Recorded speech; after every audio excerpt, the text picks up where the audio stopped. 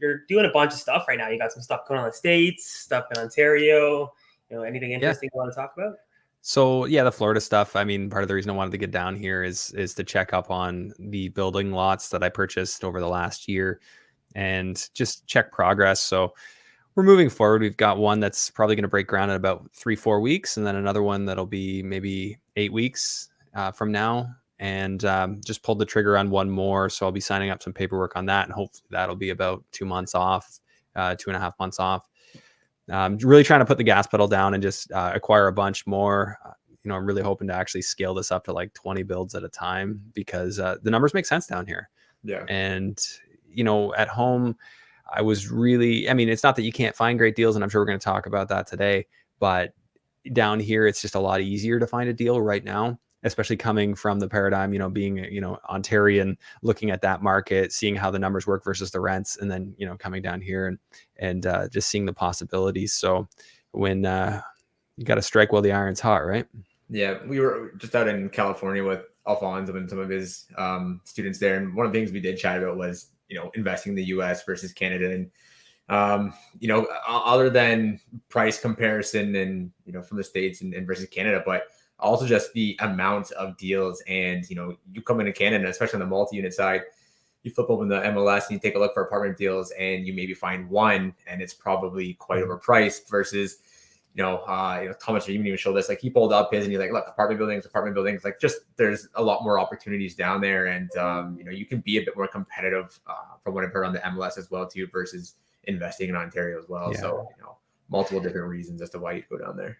Yeah, it's all relative. And I saw this when I was in London, is that people look at, like, people who lived in London, 7 years ago, when you told them properties were selling in the Blackfriars area in the 400s, they would have like almost had an aneurysm and fallen down. And now that's like a steal. And things, it's all perspective. So at that time, back then, when you could still buy stuff in the 200s, I was buying them around, high 100s, low 200s, and selling them, when they were all done, up to 500, 530, even up to 600.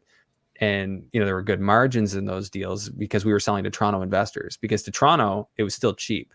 Yeah. So I look at these other markets and I see people down here, they think their real estate's expensive. I'm like, you haven't seen expensive yet. You're going to, but you haven't seen it yet.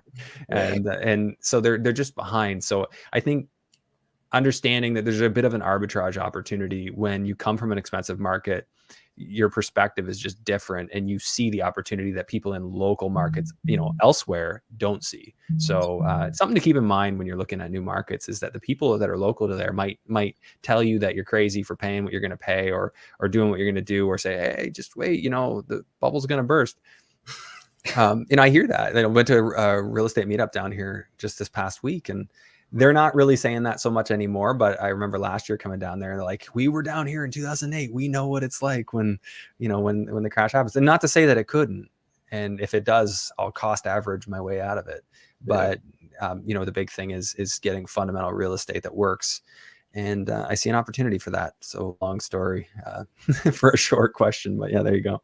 No, I think a lot of investors are starting to make sense of that as well. A lot of people have either liquidated a large portion of their portfolio in Ontario and have moved to other markets that are just make numbers make more sense. Out east, out west, down south. There's a huge exodus down south. I see it maybe because I'm down here. I hear all the people chime in and tell me, "Oh, Andrew, we're doing this." Andrew, like, who are you talking to? I'm referring out so many people every day because they want to come down here. Yeah, it's pretty wild.